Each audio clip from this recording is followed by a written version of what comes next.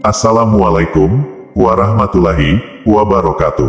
Selamat datang kembali di channel Cerita Perjalanan.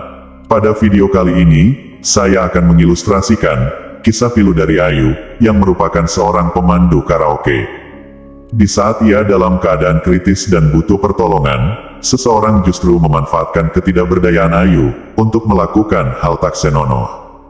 Perempuan yang bernama lengkap Setia Nurmiati, berumur 21 tahun. Setia Nurmiati kerap dipanggil di keluarganya dengan nama panggilan Ayu. Dari keluarganya yang diketahui, di saat itu ia hanya memiliki seorang kakak, bernama Reni, dan juga seorang nenek. Sementara ayah dan ibunya sudah meninggal dunia, sehingga Ayu dan kakaknya merupakan yatim piatu. Ayu diketahui merupakan warga Dusun Lemah Dhuwur, Desa Sitirejo, Kecamatan Wagir, Kabupaten Malang. Awalnya, ia tinggal bersama dengan sang kakak. Namun belakangan diketahui, Ayu mengekos sendiri di dekat pabrik Atrako di Kecamatan Pakijasi. Selain karena sang kakak sudah berkeluarga, pertimbangan lainnya ia memilih mengekos adalah karena faktor pekerjaan. Di mana rupanya, keluarganya tidak mengetahui bahwa Ayu bekerja sebagai pemandu lagu di tempat karaoke. Tanpa sepengetahuan keluarga pula, Ayu rupanya tinggal dengan sang kekasih, yang diketahui bernama Wahyudi, berumur 34 tahun. Tak banyak informasi mengenai sosok Wahyudi. Selain diketahui ia adalah seorang supir truk, ia pernah menikah 2 kali, dan sebenarnya memiliki seorang anak, namun sudah meninggal dunia. Kini ia menjalin hubungan dengan Ayu, hubungan mereka pun juga sebenarnya tak baik-baik saja. Meski sempat tinggal bersama, keduanya kerap terlibat pertengkaran. Lantaran hal itu pula, Wahyudi pergi begitu saja meninggalkan Ayu. Hingga di hari Senin tanggal 23 Maret tahun 2021, Wahyudi ke kafe menggunakan truk Fuso yang sering ia kemudikan. Ia membawa perempuan lain, bernama Amel, yang kemudian diajak minum-minum bersama dengan teman-temannya. Entah apakah ia berniat untuk memanasi Ayu, atau bukan. Yang pasti di saat itu, Ayu juga ada di kafe. Ayu yang masih menaruh perasaan ke Wahyudi, jelas cemburu melihat mereka, apalagi Wahyudi mengajak perempuan tersebut untuk tidur di kabin truk. Hal itu membuat Ayu semakin emosi.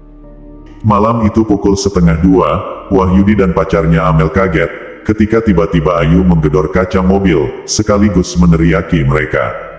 Menurut Wahyudi, ia tak menghiraukannya, karena menganggap hubungan mereka sudah berakhir. Namun Ayu terus memukul kaca, dan berteriak. Karena tak ingin lebih lanjut terlibat cekcok, Wahyudi pun menyalakan mobilnya, dan dengan sengaja, ia pun menyetirkan mobilnya ke arah kanan. Pada saat menyerang ke kanan itulah, Ayu terserempet bagian belakang mobil, dan kemudian terjatuh. Parahnya lagi, Ayu juga terlindas oleh truk Wahyudi, mengakibatkan luka yang sangat serius. Tanpa memperdulikan kondisi Ayu, Wahyudi melajukan mobilnya ke arah utara, bersama dengan Amel, meninggalkan Ayu dalam kondisi tak berdaya. Namun tentunya, ia juga terpikir, jika Ayu sampai meninggal, maka ia akan terkena masalah besar. Untuk itulah, ia pun menelpon temannya, bernama Adi Prayitno, atau kerap dipanggil dengan nama Dalbo. Seorang pemuda 28 tahun, yang merupakan penjaga karaoke dan kafe.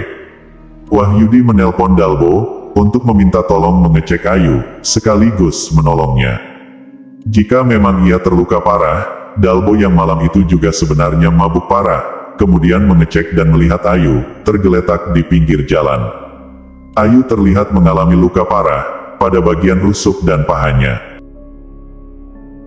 Entah setan apa yang merasuki Dalbo, bukannya menolong, Dalbo justru tergiur untuk menggauli Ayu. Ayu pun diseret ke warung di samping karaoke. Di tempat yang gelap itulah, Dalbo melampiaskan nafsunya. Ayu di saat itu masih hidup, Dalbo bisa melihat dari air matanya masih menetes. Setelah puas, bukan menolong atau setidaknya memanggil bantuan, Dalbo pergi begitu saja, bahkan membiarkan sebagian pakaian Ayu dalam kondisi terbuka. Diketahui setelahnya, Dalbo rupanya kembali ke tempat kerjanya. Malam itu ia menutup tempat karaoke-nya, kemudian langsung pulang ke rumahnya. Singkat cerita, waktu pun berlalu. Keesokan harinya pukul 3 sore, hari seorang tukang sampah lewat di dekat bangunan itu. Tanpa sengaja melihat wanita sudah terbujur kaku, pakaiannya sudah tersingkat hingga ke bagian dada. Begitupun celana juga terbuka hingga ke bawah. Penemuan itu pun langsung menghebohkan masyarakat sekitar. Mereka melaporkan penemuan tersebut ke polisi. Polisi pun mengevakuasi korban ke Rumah Sakit Saiful Anwar untuk selanjutnya dilakukan otopsi. Hasil visum sementara ditemukan rusuk dalam kondisi patah dan pada bagian tulang paha. Sementara polisi masih terus mengembangkan penyelidikan. Kakak dari Ai datang ke rumah sakit, mengkonfirmasi bahwa itu adalah keluarganya. Mereka mengetahui dari seorang relawan kemanusiaan, di mana informasi mengenai Ayu juga sudah menyebar di media sosial. Tak butuh waktu lama, polisi dengan cepat bisa menghimpun informasi siapa saja yang terkait. Bahkan polisi menangkap kedua pelaku. Relatif cepat Wahyudi ditangkap oleh polisi di kawasan Gempol Pasuruan. Sementara Dalbo ditangkap di kafenya.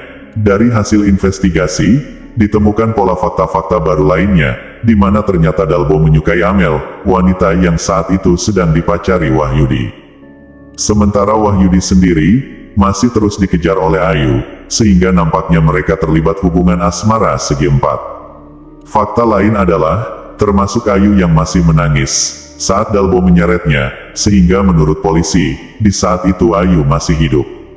Mungkin masih bisa selamat, jika ada Dalbo memanggil bantuan. Terlepas dari semua itu, kini mereka harus mempertanggungjawabkan perbuatannya. Wahyudi dijerat tentang penganiaya anak, menyebabkan kematian. Sementara Adi Prayitno alias Dalbo, dijerat dengan pasal mengenai tindak asusila, ke orang dalam keadaan tidak berdaya, serta menelantarkan orang dengan kondisi tidak sadarkan diri. Ancaman hukumannya adalah 9 tahun penjara. Itulah kisah memilukan dari Ayu, yang bukannya mendapat pertolongan di saat genting, namun justru dimanfaatkan, dan mendapatkan perlakuan tak senonoh. Sekian, cerita yang bisa saya bawakan. Jika kalian suka video ini, jangan lupa like, komen, dan subscribe, agar tidak ketinggalan cerita selanjutnya. Dan jika ada salah kata, ataupun ucapan, saya mohon maaf. Wassalamualaikum warahmatullahi wabarakatuh.